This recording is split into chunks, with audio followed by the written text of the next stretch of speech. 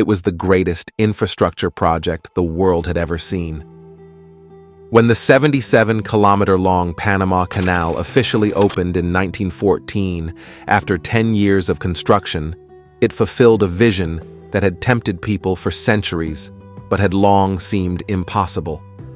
The French had tried and failed to build a canal in the 1880s, finally giving in after years of fighting a recalcitrant landscape, ferocious disease, the deaths of some 20,000 workers, and spiraling costs. But the U.S., which purchased the French company's equipment, promised they would do it differently. The destruction was devastating.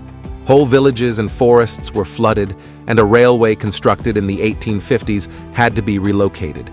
The greatest challenge of all was the Culebra Cut, now known as the Gaillard Cut, an artificial valley excavated through some 13 kilometers of mountainous terrain. More than 100 million cubic meters of dirt had to be moved. The work consumed more than 8 million kilograms of dynamite in 3 years alone.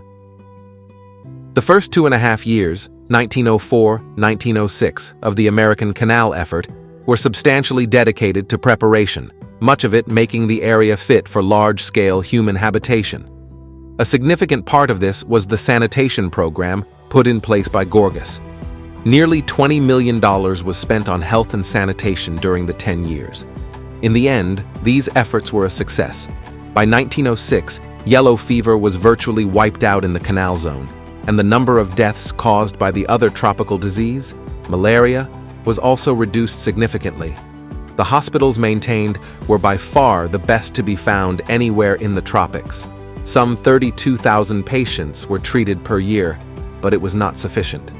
The 5,609 people died according to official sources, but many historians think the real toll was several times higher.